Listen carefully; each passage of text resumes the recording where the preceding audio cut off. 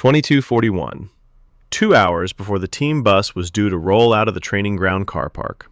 The canteen lights were already half killed, that cheap fluorescent flicker catching the crumbs on the tables like static snow. Most of the lads had cleared out, boots slung over shoulders, AirPods in, minds already on the derby. But he was still there, Jamie Harlow, number 8, sitting alone in the far corner where the vending machine hum drowned out everything else. I was the kit man. 23 years at the club, invisible until someone needed tape for their socks or a fresh towel to hide their face.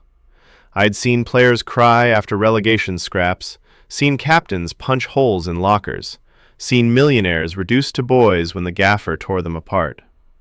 But this was different. Jamie's phone screen lit his face from below, sharp shadows under his cheekbones. His thumbs moved fast, deliberate, the way a man types when he's burning bridges. He paused, glanced up once. Our eyes met across the empty tables. For half a second, those famous green eyes weren't the ones that had kissed the badge on Sky Sports that morning, all teeth and loyalty. They were colder, calculating. The eyes of someone who'd already packed his bags in his head. Then the group chat pinged, loud in the quiet room. "Lads, let's fucking smash it tomorrow. This is our week." He smiled at the phone, the same smile the fans loved, posted it with 3 fire emojis. But I watched him flip the device face down straight after. The screen was still on. I caught the last line before it locked. "Tell them I'm done pretending. Make the offer official." The vending machine clicked in Word, spitting out a Lucozade he never drank. He left it sweating on the table and walked out without looking back. His boots echoed down the corridor toward the players' lounge, each step sounding final. I stayed there a moment, cloth in hand, wiping the same spot on the counter over and over. 23 years, and I'd never felt the air change quite like that. Something inside the club had already cracked, and the match against City was still 30 hours away. Next morning, the training pitches were drenched in that gray April drizzle that makes every blade of grass look guilty. Jamie went through the motions like always. Sharp passes, that whip of a left foot that could bend a ball round 3 defenders. But there were tells if you knew where to look. He avoided eye contact with the skipper, Connor McBride, during the rondo. Normally those two were thick as thieves, laughing at private jokes, arms round shoulders. Today, Connor's pass to him was a fraction harder than needed. Jamie trapped it cleanly, but his shoulders stayed tight. In the tactical meeting, the gaffer, Gary Henshaw, was pacing like a caged dog. "This is our derby, not theirs. We fight for every blade of grass." His eyes kept flicking to Jamie, almost checking he was still in the room. When he announced the starting 11, Jamie's name was first out. The room clapped, but it was the polite kind of clap, the kind you give when you're not sure anymore. I was in the kit room afterwards, sorting the matchday bags, when young Benji, one of the academy lads who'd been promoted, wandered in looking for spare shin pads.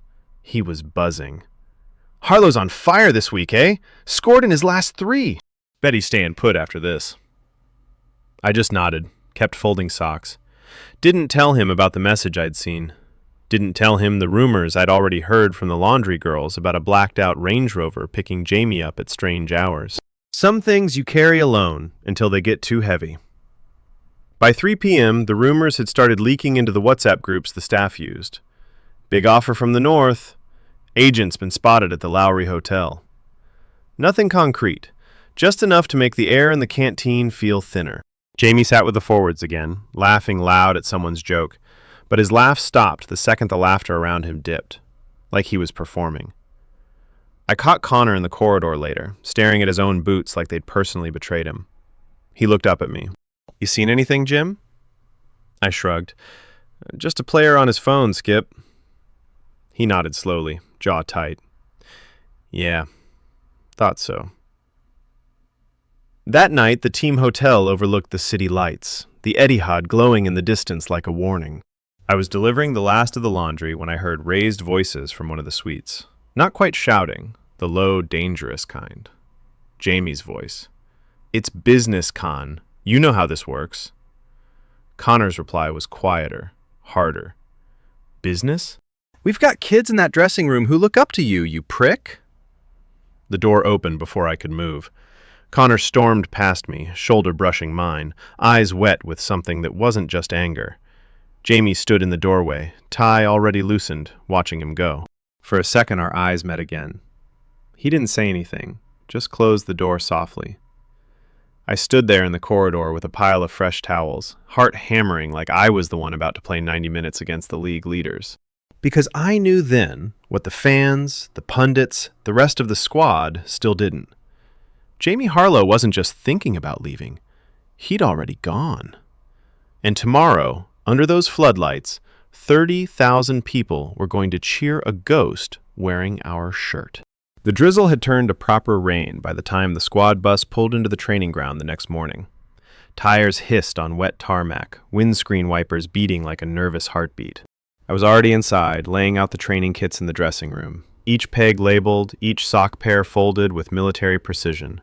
The fluorescent strips overhead buzzed louder than usual, or maybe it was just the silence underneath them. Jamie arrived late. Not fashionably late, but the kind that makes everyone notice. Hood up, AirPods in, headphones blasting something heavy enough that you could hear the bass from 3 meters away. He dropped his bag on the bench with a thud that echoed off the tiles and started changing without a word to anyone. Connor was already there, lacing his boots slowly, methodically, like he was trying to tie down his own temper. When Jamie walked past to the boot room, Connor didn't even lift his head. Just muttered, loud enough for half the room to catch, "Hope your new mates are watching the highlights later." A couple of the younger lads glanced up. Someone laughed nervously. Jamie paused in the doorway, back to the room. I saw his shoulders tighten under the training top, but he didn't turn round, just carried on. Out on the pitch, the surface was heavy, cutting up after 10 minutes. Gary Henshaw stood on the touchline in his club gilet, arms folded so tight the fabric creased. His voice boomed through the rain. "Intensity, lads! This isn't a fucking friendly. City will come for blood tomorrow. We give them ours first." He kept glancing at Jamie during the possession drills. Every time the ball found him, the gaffer's eyes narrowed a fraction. Jamie was sharp, no denying it. That left foot still whipped crosses like arrows, still found pockets no one else saw. But there was something mechanical about it now. No smile when a pass landed perfectly, no fist bump with the lad who'd made the run. Just business. During the 11v11, Connor put in a tackle on him that was half a second late on purpose. Studs scraped Jamie's ankle. Not enough to injure, just enough to sting. Jamie went down, rolled once, and was up again before the whistle. No complaints, no glare. He just jogged back into position, jaw set. "Easy, Con," one of the midfielders shouted. Connor spat on the grass. He can take it. Big boy now, isn't he? In the small-sided games, Jamie ended up on the opposite team to Connor. Every time they met, there was a little extra. A shoulder barge. A late foot in. Nothing the coaches pulled up, but everyone felt it.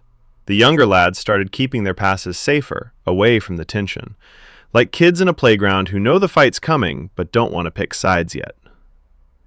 At the water break, I handed Jamie his bottle. Up close, his eyes were bloodshot, like he hadn't slept. He took the bottle, fingers brushing mine for half a second. "Cheers, Jim," he said quietly. First words he'd spoken to me since the canteen. I nodded. "Everything all right, son?" He looked at me properly then. For a moment, the mask slipped. "Just football, eh?" Then the smile came back on like a switch. He jogged away, shouting encouragement to one of the academy kids. Performing again. Back in the dressing room, the gaffer gave his usual pre-derby speech. Voice steady, eyes moving round the room, landing on Jamie last and staying there longest. "We've got something special here. Loyalty. Heart. Don't let anyone tell you different." The words hung in the steam from the showers. Forced positivity, like plaster over a crack in the wall. Jamie clapped along with everyone else. Loudest of all. I was sorting the dirty kits afterwards when Benji wandered in again, this time with a black eye starting to bloom from the session. "Harlow's been quiet," he said, pressing an ice pack to his face. "Usually he's the loudest in here." "Reckon the contract talk's getting to him?" I zipped up the last bag. "Maybe." Benji lowered his voice. "Heard his agent was at the training ground yesterday. blacked out Mercedes, left just before the gaffer arrived. You think... I shrugged again. Staff shrug. The one that says, I know more than I'm saying, but I'm paid not to. The afternoon dragged. Recovery sessions, ice baths, media duties.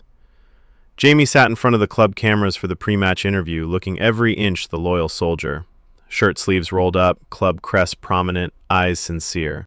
This club's giving me everything. These fans. I'd run through walls for them tomorrow. The interviewer lapped it up. Twitter would explode with love hearts and one of our own comments. I watched it on the TV in the canteen while I ate my sandwich. Jamie's face filled the screen, all charm and commitment. Behind me, two of the laundry girls whispered, Apparently he's already got the medical booked. Shh, walls have ears. I finished my food in silence. The rain had stopped outside, but the weight in the air hadn't lifted. It pressed down on the whole place like the floodlights would tomorrow night. Evening session was light. Shape, set pieces, a few penalties. Jamie stepped up for one. Top corner, keeper nowhere near. The lads cheered automatically. But when he walked back, Connor was standing near the post, arms folded. Save that for the game, yeah? Connor said. Unless you're saving it for someone else. Jamie stopped. For the first time all day, the mask cracked in public. He stared at his captain, rain dripping from his hair. You got something to say, Con? The whole squad went quiet. Even the gaffer paused mid-conversation with his assistant. Connor stepped closer. Just making sure you're still with us, mate. That's all. They held the stare for 3 long seconds, long enough for boots to shift uncomfortably in the mud. Then Jamie nodded once, slow. Always. He walked off toward the center circle. The session continued, but the energy had changed. Subtle digs had become open fractures. The younger players kept looking between the 2 senior men like they were watching their parents argue. I packed the last of the cones as darkness fell. Headlights swept across the car park. Another blacked-out car idling near the exit. Jamie walked straight toward it, bag over his shoulder, without looking back at the building he'd called home for 4 seasons. The gaffer watched from his office window, face half lit by his desk lamp. I caught his eye as I carried the bags past. He gave me the smallest nod, the kind that said he knew. He'd known for weeks probably. But tomorrow was Derby Day. 30,000 tickets sold, TV cameras, sponsors. No time for earthquakes. Jamie climbed into the back of the car, doors shut with a soft clunk. Taillights disappeared down the lane. I stood there with the damp training tops in my arms, the smell of wet grass and deep heat clinging to me. The club crest on every garment suddenly felt heavier, because in less than 24 hours, Jamie Harlow would pull that same crest over his head in front of the Stretford End Roar. He'd kiss the badge again for the cameras. And somewhere in the stands, his agent would be texting the buying club's sporting director live updates. Still smiling, still performing. Offer still good? The floodlights clicked off one by one. The training ground fell dark except for the security lights over the car park. I locked the kit room door and walked to my own car, the echo of boots and slammed lockers still ringing in my ears. Tomorrow wasn't just a derby. It was the last time this dressing room would pretend everything was still intact. And I had the horrible feeling the cracks were about to split wide open under those lights. 22:17, the night before Derby Day. The dressing room was empty except for the low hum of the fridge and the distant drone of the groundsman's mower outside. I'd stayed late again, wiping down the benches, collecting stray tape and forgotten water bottles. The smell of liniment and sweat still hung thick in the air, even after the cleaners had been through. Connor McBride walked in alone, captain's armband still on his wrist from the final shape session. He looked drained, shoulders rounded under his hoodie. He dropped onto the bench in front of his peg, rubbed his face with both hands, then reached for something under the seat. An iPad. Black cover, club sticker peeling at one corner. Not his. He turned it over, frowned. Jamie's, he muttered to himself. Left it charging here this morning. I kept folding towels in the corner alcove, invisible as always. Connor hesitated, thumb hovering over the home button. Then he pressed it. The screen lit up. No passcode. Trusting idiot. Or maybe he thought no one would dare. Connor opened the Messages app. I heard his breathing change. Slow at first, then sharp. A hiss of air through his teeth. What the fuck? He scrolled. Fast. Then slower. His finger froze on one thread. The name at the top. Marcus. Agent. I moved a step closer without meaning to, pretending to check the kit hamper. Connor didn't notice me. His eyes were glued to the screen, face turning the color of old concrete. The first message he read out loud, barely a whisper. Deliberately pull out of the press in the 70th minute against Spurs. Need to show fatigue. They're watching. Sent 3 weeks ago. Connor's hand tightened round the iPad until the edges went white. He kept scrolling. Bonus cleared into the offshore account after the West Ham game. Nice work keeping the mistake count high without looking obvious. They love it. Another one, time-stamped the night after the Newcastle draw. Manager suspects nothing. Keep the loyalty act up. Offer now at £68 million plus add-ons. We're close. Connor stood up so fast the bench scraped backwards. He paced once, twice, then stopped under the fluorescent light. The bulb flickered above him, once, twice, like it was in on the secret. He read another, voice cracking now. Underperform in the derby if needed, but not too obvious, just enough to make them desperate to sell. New club wants you starting next month. Connor slammed the iPad down on the bench. It bounced once. He stared at it like it had grown teeth. Fucking snake. The word echoed off the tiles, then quieter, almost broken. We defended him in every meeting. I told the board he was one of us. I stepped out of the alcove then. Couldn't pretend anymore. Skip? He spun round. Eyes red, jaw locked so tight I thought it might crack. For a second I thought he was going to swing at me just for being there. Then he exhaled, long and shaky. You knew. Not a question. I saw a message. One. Didn't know it was this deep. Connor picked the iPad up again, screen still open. He took photos of the thread with his own phone, methodical. Hands steady even though his shoulders were trembling. We've got kids in here who copy his warm-up routine, who wear his shirt to school, and he's been throwing games? His voice dropped to a growl. For money.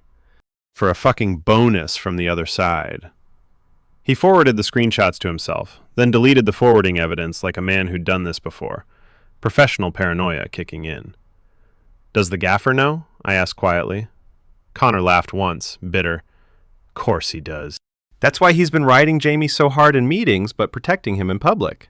If this blows before the window, his own head's on the block. Board'll say he lost control of the dressing room. The fridge clicked off. Sudden silence. Connor wiped his face again, harder this time. I've got to tell the lads. Not all of them, just the senior ones, tonight. He looked at me then. Really looked. You keep this quiet, Jim.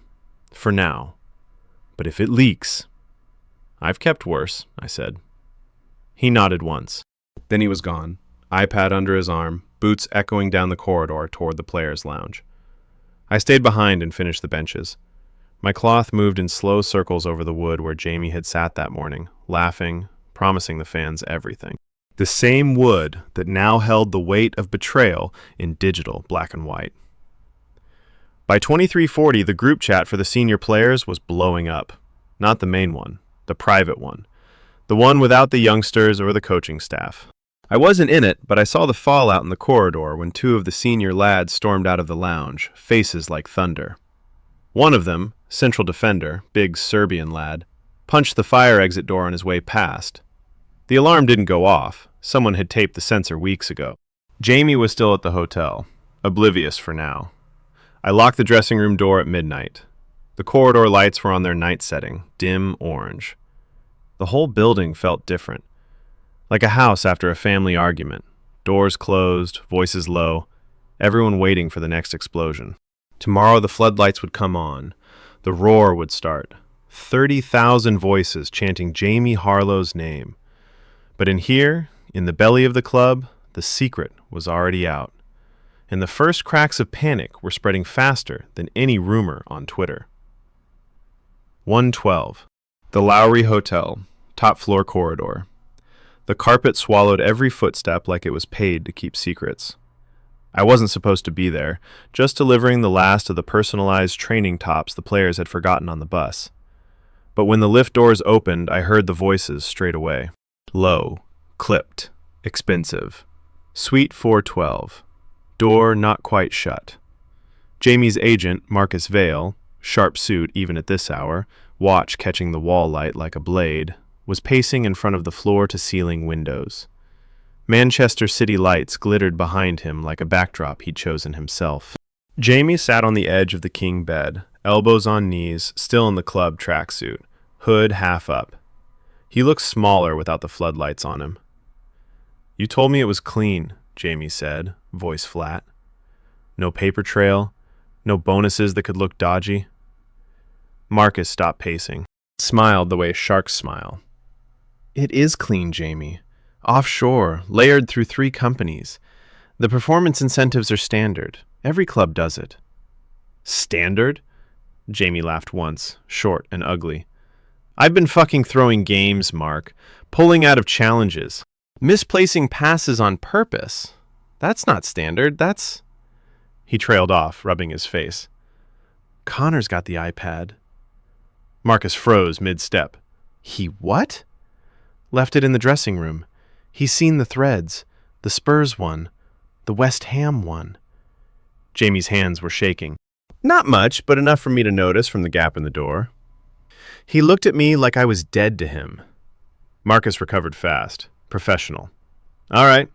Damage control. We accelerate. Medical tomorrow night after the game if we win, or straight after if we lose. They won't care. The buying club's board is already signed off. 82 million base. Easy. You'll be on double what this lot are paying you."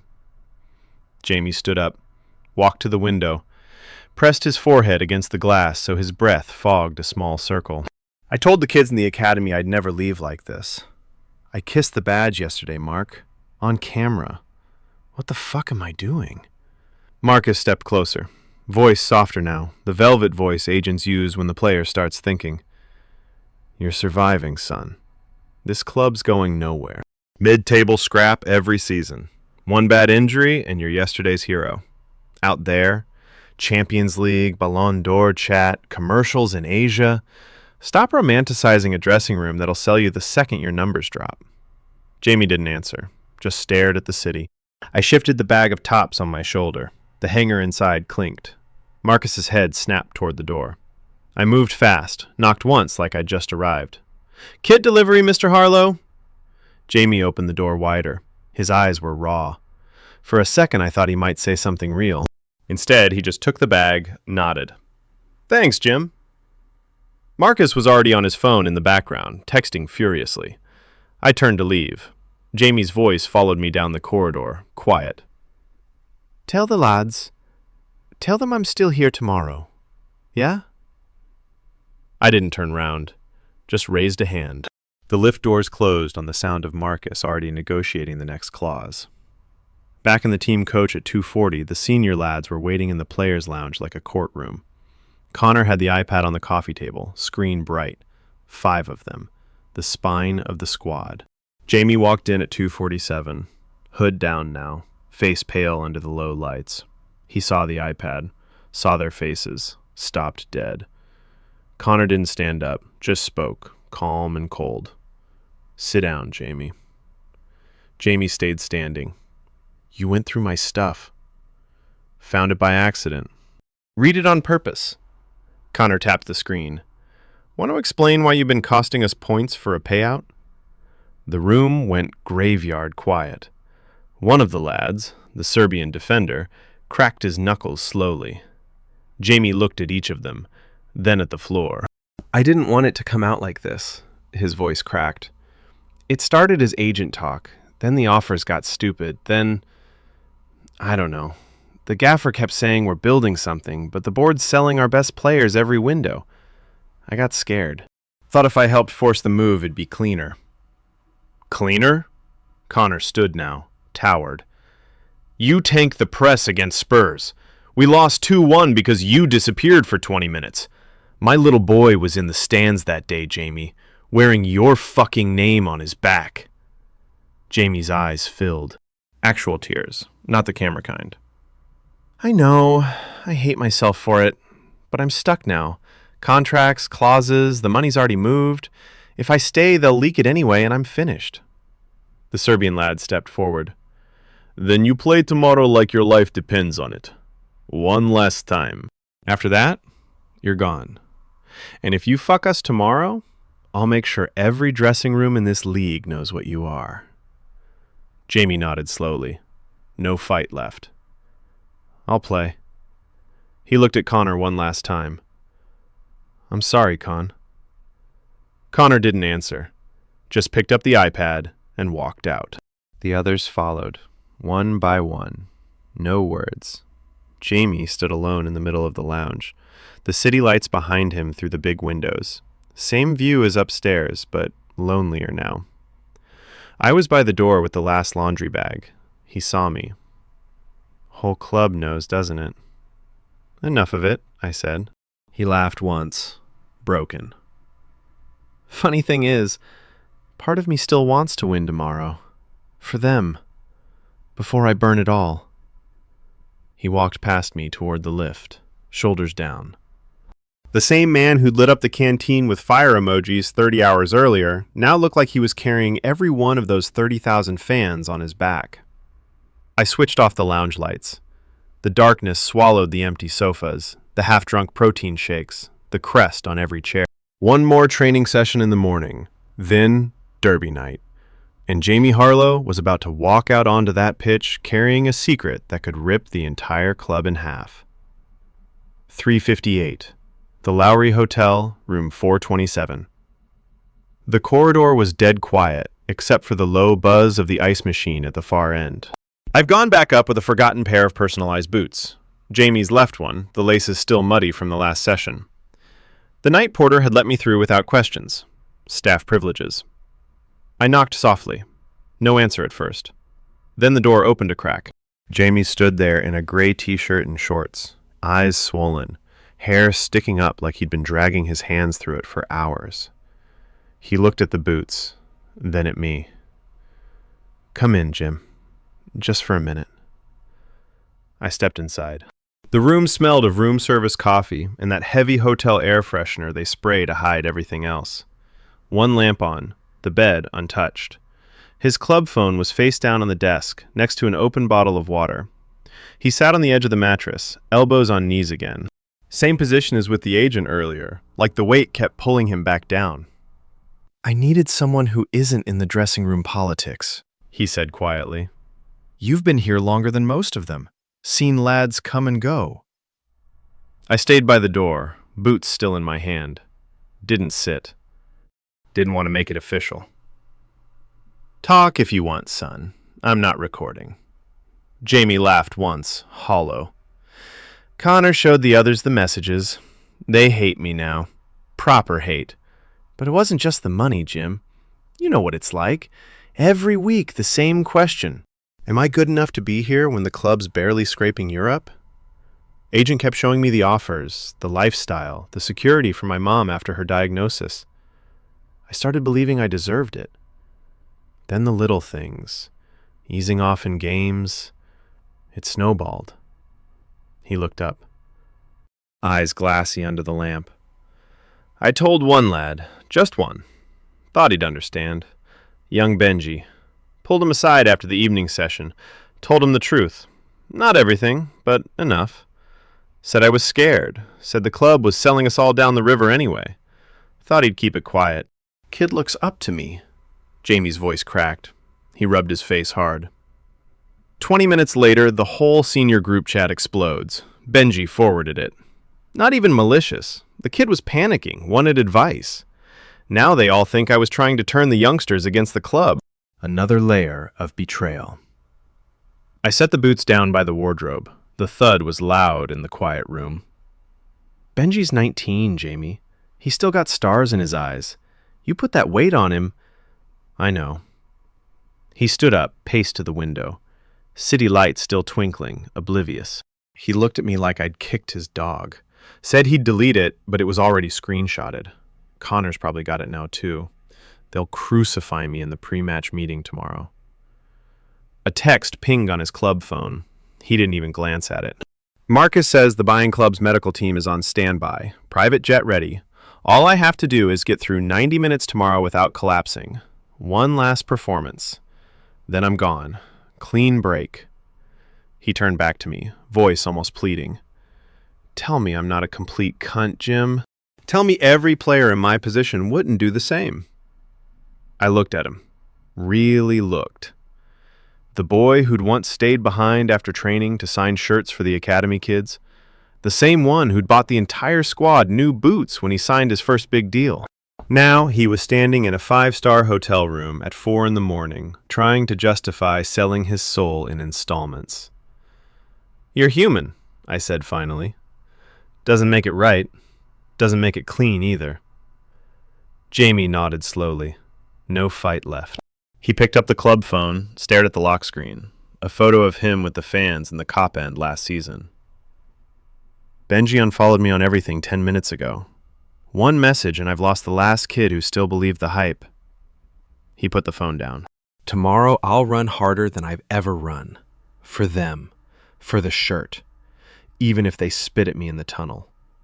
After that, he shrugged. Doesn't matter what I want anymore. I left him there, door clicking shut behind me. The corridor felt longer on the way back to the lift. Downstairs in the staff quarters, the senior lads were still awake. I heard low voices through the wall of the small lounge they sometimes used. Connor's voice carrying. Told Benji, tried to recruit the kids. We can't trust a word out of his mouth tomorrow. A chair scraped. Someone else. He plays, we win, then he can fuck off to his new club and rot. I kept walking, didn't knock. Some fires you let burn themselves out. By 6:30, the training ground was already stirring. Gray light, rain threatening again. Jamie arrived early for once, hood up, silent. He went straight to the gym, headphones on, lifting like he was trying to outrun his own shadow. Benji was in the canteen when I dropped off the breakfast trays. The kid looked destroyed, eyes red, picking at his food. He saw me and looked away fast, guilt written all over his face. The confession had backfired exactly as expected. One trusted teammate, one moment of weakness. Now the fracture lines ran through the entire squad. Derby Day was 12 hours away, and the man they needed to win it was already a ghost in their own dressing room. 1942. Tunnel. 90 seconds before kickoff. The roar from the stands was already seismic, vibrating through the concrete walls like a living thing. 32,000 voices, chanting, stamping, baying for blood. City's end was a wall of sky blue, ours a sea of red and white. The air smelled of deep heat, grass cuttings, and pure adrenaline. I stood in the shadows by the kit bags, last-minute tape in my hands. Jamie was 2 meters away, leaning against the tunnel wall, eyes closed, headphones in. The club crest on his chest looked almost ironic under the harsh strip lights. His left boot tapped an uneven rhythm on the floor, not the usual focused beat, but something restless, guilty. Connor stood opposite, arms folded, staring straight through him. The rest of the starting 11 shifted uncomfortably between them. No one spoke. The silence in the tunnel was louder than the crowd outside. Gary Henshaw paced once, clapped his hands. This is our fucking house. Leave everything out there. His eyes flicked to Jamie last. A warning, a plea, a threat. All at once. The referee called them forward. Jamie pulled his headphones out, tucked them into his sock like always. As the two lines formed, he glanced at Connor. Connor didn't even turn his head, just muttered, loud enough for the tunnel to hear. Do your job. Then disappear. The line moved, boots on concrete. The roar swallowed them as they stepped out into the floodlights. I watched on the small monitor in the home technical area, heart in my mouth. First half was war. City pressed high, suffocating. Jamie dropped deep, winning tackles he had no right to win, spraying passes with that whip of a left foot. But every time he touched the ball, the home crowd cheered on instinct. Then the noise dipped for half a second, like they could smell something off. Minute 27, City broke. Jamie tracked back, threw himself into a block. The ball cannoned off his ribs. He stayed down longer than needed, staring at the sky. Connor hauled him up without a word. No slap on the back, just cold efficiency. Halftime score, 0-0. Dressing room felt like a morgue.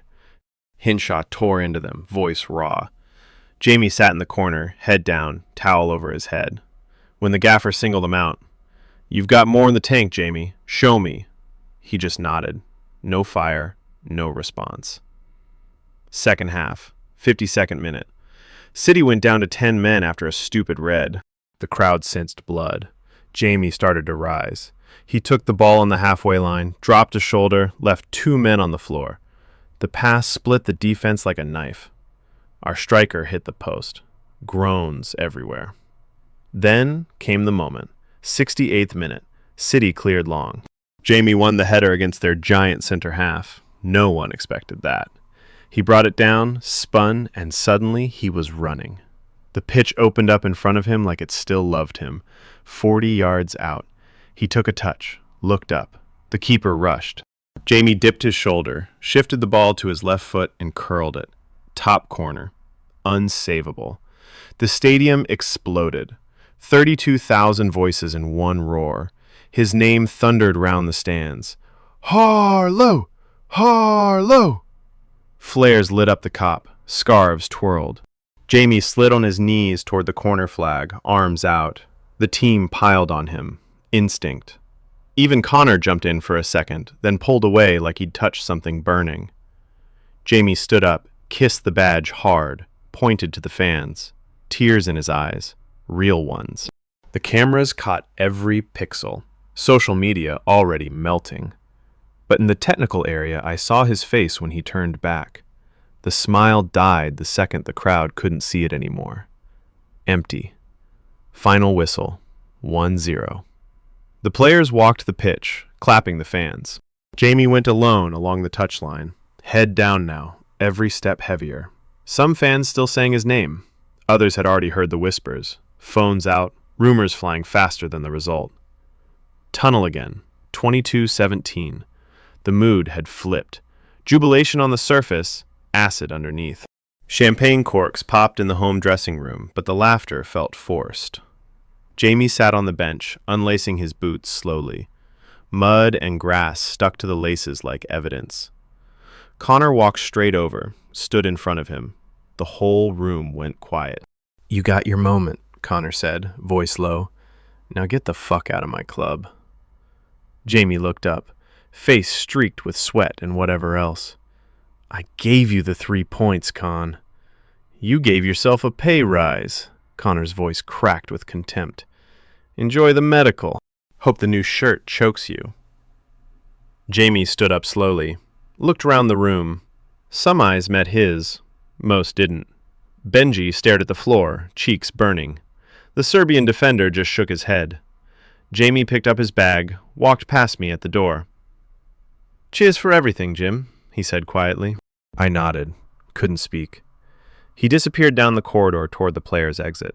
A blacked-out Range Rover was already waiting, engine purring. Marcus stood by the door like a funeral director. Behind me, the dressing room erupted into proper celebration. Music on, beers cracked.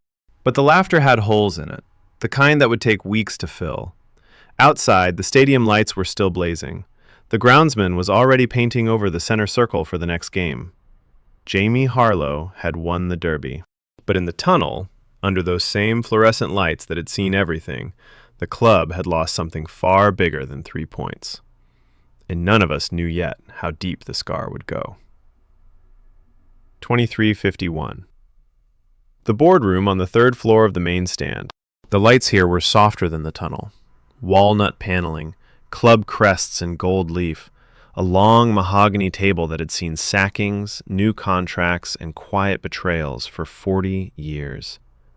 Tonight it smelled of stale coffee expensive cologne, and fear. I wasn't meant to be there. I'd gone up with a tray of water and towels for the emergency meeting, standard procedure after a big win when the suits wanted to look like they cared. The security lad waved me through. Nobody noticed the kit man in the corner by the drinks cabinet. Jamie sat at the far end, still in his match shirt, collar dark with sweat. Marcus Vale was beside him in a fresh suit, briefcase open like a weapon.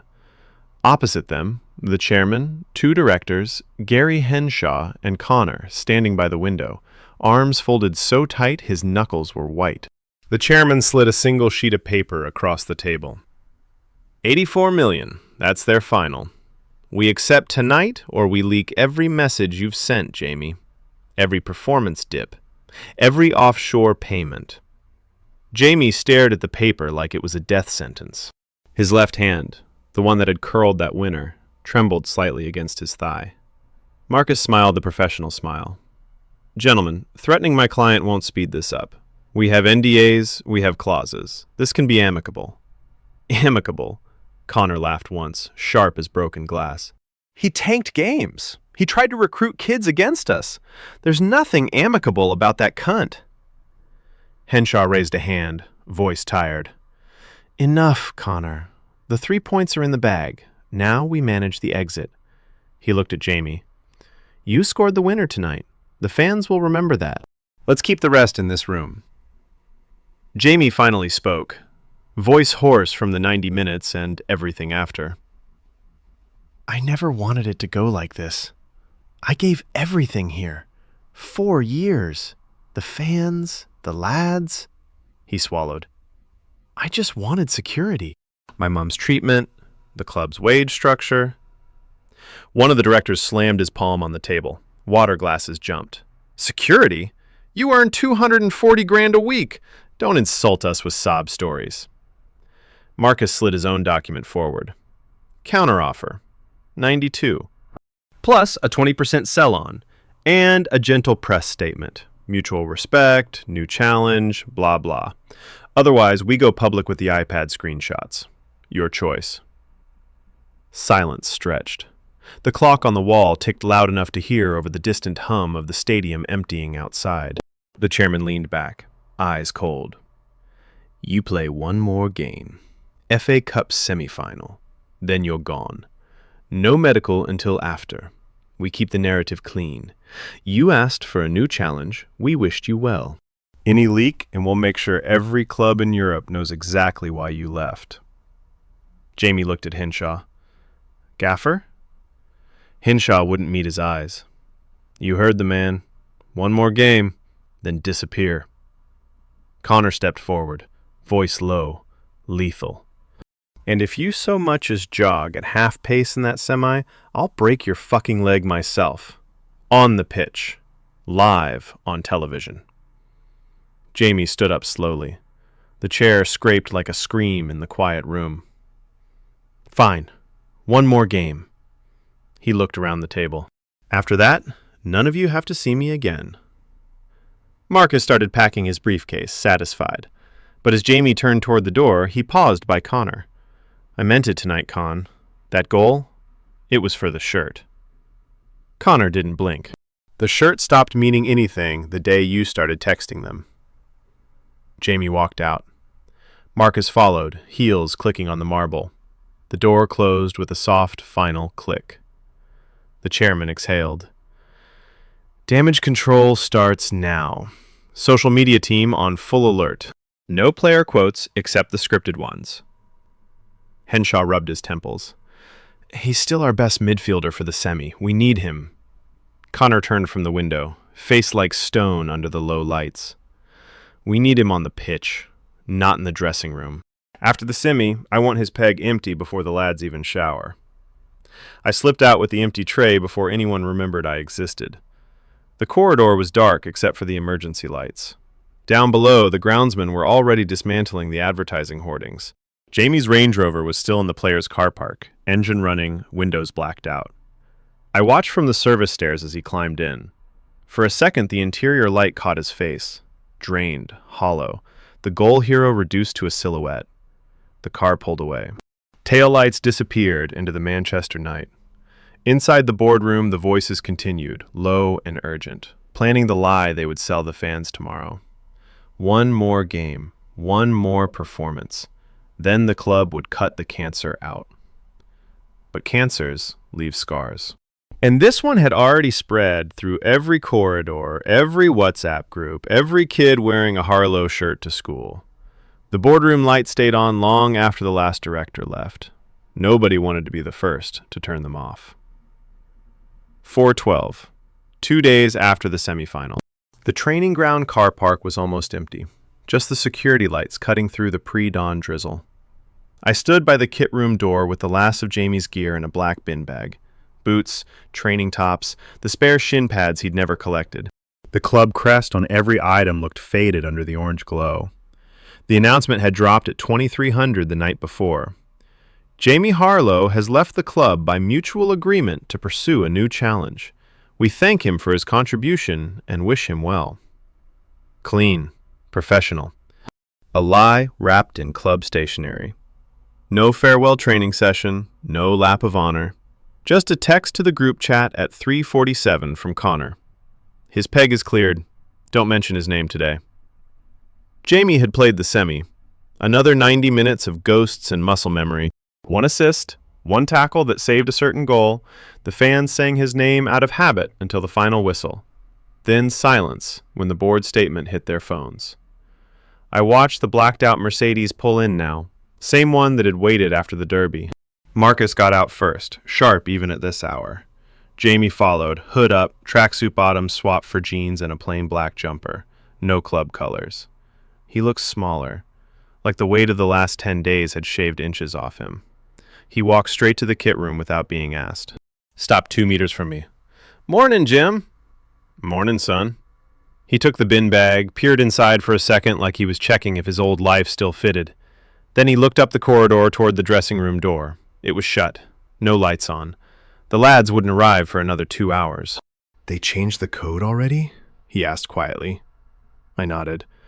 Jamie exhaled through his nose, a half laugh, half sigh. "Fair enough." Marcus hovered by the car, checking his watch. Jamie ignored him. "I saw the goal highlights this morning," he said. "The Derby one. Fans still singing it on TikTok." "Some of them. Others are burning the shirts already." He paused. "Benji blocked me. Connor, too. Whole squad, probably." I didn't fill the silence. Just handed him the last thing. His matchday boots from the Derby, still caked in dried mud from that knee slide. Jamie turned one boot over in his hands. The left foot. The one that had bent the ball into the top corner while 32,000 people lost their minds. "Funny," he said. "I meant that goal. Every bit of it. For a second I forgot the rest. Just me and the ball and the noise. Like the first day I signed." He placed the boots gently on top of the bag. Marcus called softly from the car. "Jet's waiting, Jamie." Jamie looked at me one last time. Eyes tired but not broken. Not quite. "Tell the lads..." "Nah, don't tell them anything. They've heard enough." He managed a small smile. "Look after the kids, Jim. Don't let them make the same stupid choices." I nodded. "Safe journey, son." He climbed into the back seat. Door shut with that expensive clunk. Taillights glowed red against the wet tarmac, then disappeared down the lane toward the airport road. I locked the kit room and walked the empty corridors. The dressing room smelled of nothing yet. No sweat, no deep heat, no arguments. Just fresh paint on the wall where his peg used to be. Nameplate gone. Hook empty. By 07:30, the first players trickled in. Connor arrived first, as always. He stopped at the doorway, stared at the blank space for 3 long seconds, then carried on like it had never existed. Benji came in next. Headphones on, eyes on the floor. He glanced once at the empty peg, swallowed hard, and went to his own spot. No one mentioned it. No one would. Not today. Not next week. The paranoia had settled in like damp. Every missed pass in training, every quiet conversation, every agent's car in the car park would be watched twice as hard now. The gaffer's meeting was short. New tactics, new focus. We move on. But his voice carried the crack. The squad clapped at the end, same as always. The sound felt thinner. I folded the last of the laundry that afternoon. One of Jamie's old training tops had been left in the wash by mistake. I held it up under the lights, the number 8 on the back. Grass stains on the sleeves from 100 sessions.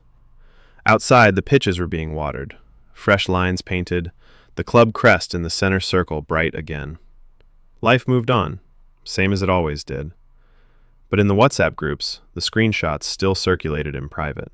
In the academy canteen, the kids asked quiet questions. On social media, the rival fans posted memes of the transfer and the goal in the same thread. Jamie landed in his new city that evening, 84 million pounds richer. New shirt, new badge, new promises in the press conference. He smiled for the cameras, kissed the new crest, said all the right words. But I saw the clip later that night on my phone. In his eyes, just for half a second when the flashes died down, the same look I'd seen in the canteen weeks ago. The look of a man who'd already left somewhere else long before. The club carried on. We all did. But trust, once cracked under fluorescent lights and tunnel shadows, doesn't heal clean. It leaves a scar that twitches every time a big offer comes in. Every time a senior player checks his phone alone. Every time a kid asks why his hero suddenly disappeared. And somewhere in a new dressing room, Jamie Harlow would pull on fresh colors and wonder if the roar would ever feel the same again.